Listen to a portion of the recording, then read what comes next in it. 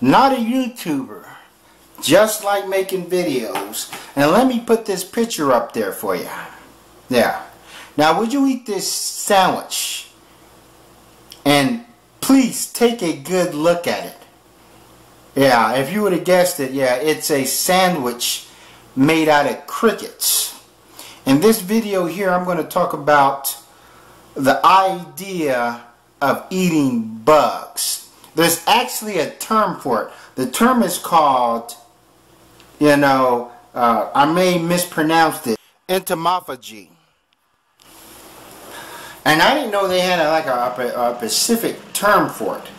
Now, I posted this on Facebook or whatever, and it freaked a lot of people out. I got like mixed, a mixed reaction. Some people say they'll try it. Some people say, hell no, So therefore, I posted on a couple of Facebook groups that I was part of, and I said, I always got a reaction. So I said, I'm gonna go ahead and do a video on this, But like most people, the idea of eating bugs just gives me the willies.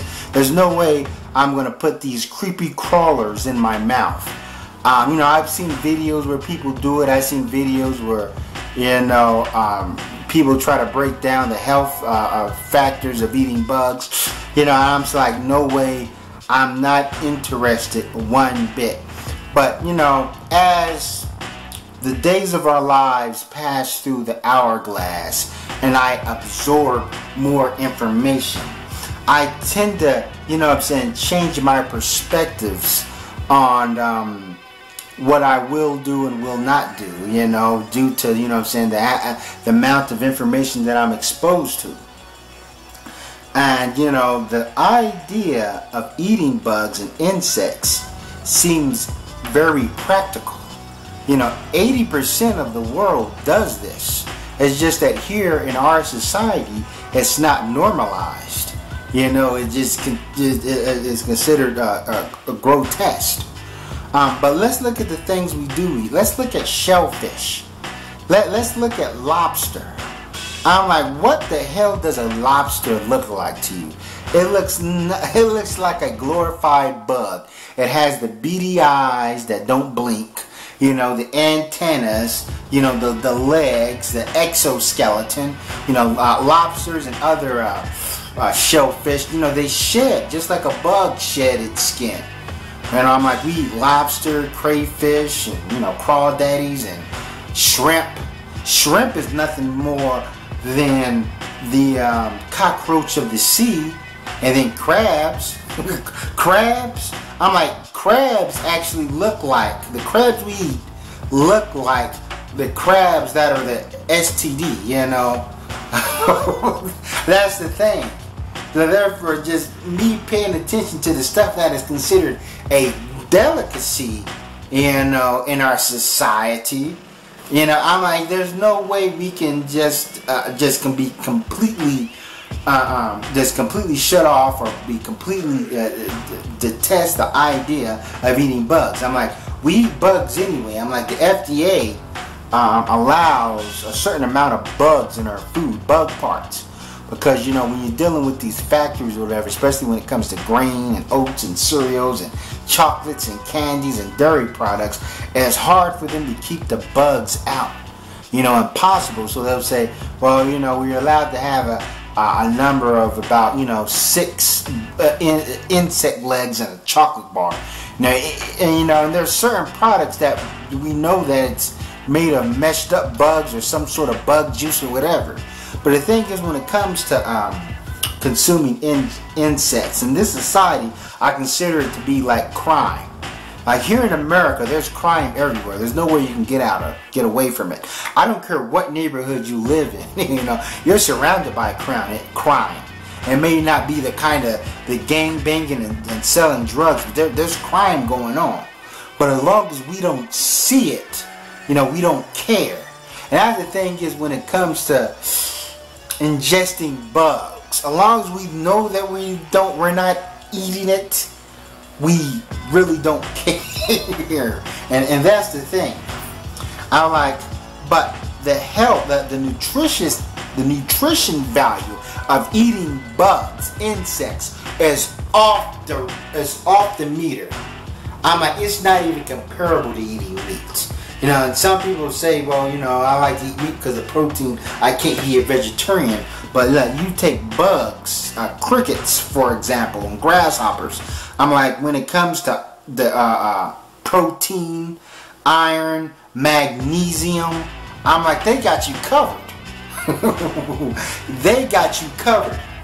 And the fact that, you know what I'm saying, eating bugs, particularly crickets and grasshoppers, will lower your chances of heart disease by 25%. I'm like, I don't think a black person can afford not to eat bugs in the future. You know, and that's the thing. And I never, you know, willingly ate a bug. I'm not going to go out here and go to the bushes and get a ladybug and eat it or whatnot and whatever. But they'll have to be prepared for me in a certain setting for me to eat, you know, to eat an insect. But, you know, they did a study where, and we're not just talking about eating bugs, but we're talking about larvae and caterpillars. I guess they could be bug and earthworms. They did a study. They made a meatball made out of meat, you know, regular meat, and then they made a meatball, if I can call it, I'll call it a worm ball, made out of earthworms. And these people, you know what I'm saying, had no clue what they was eating. So they gave them both the meatballs, you know, and 9 out of 10 people chose the meatball, if I can call it that, made out of earthworms. But they didn't know that they were eating worms and whatnot. You know, and I don't even have to tell you which is healthier for you to consume. And I hear that McDonald's actually uses mealworms as filler for their meat. So yeah, we're eating insects. If you're eating, then you're eating insects. You know, it's just how it is. And then when we look at the world, our resources are drying up. You know, fish is getting more and more expensive. You know, and then what's going on in these slaughtering factories and what's going on with our food. As I said before, eating bugs in the future just seems like practical. I think that it has this practice of entomophagy has a silver lining in the future. I'm thinking about harvesting bugs myself. And I'm like, harvesting bugs or whatever, I'm like, it seems it's a lot more manageable than animals. Having a chicken coop or whatever, or you know what I'm saying, or a pig farm and things of that nature. You know, bugs. You know, I'm like, bug only like, a cricket only lives like 7 weeks. I'm like, even PETA can't protest against the idea of eating crickets. Now, I understand they're against even the idea of eating fish. And then when you look at animals, the animals we eat, I'm like, humans and animals have a bond. I'm like, you can have a pig for a pet and all these other animals and things of that nature. I'm like, they can recognize you.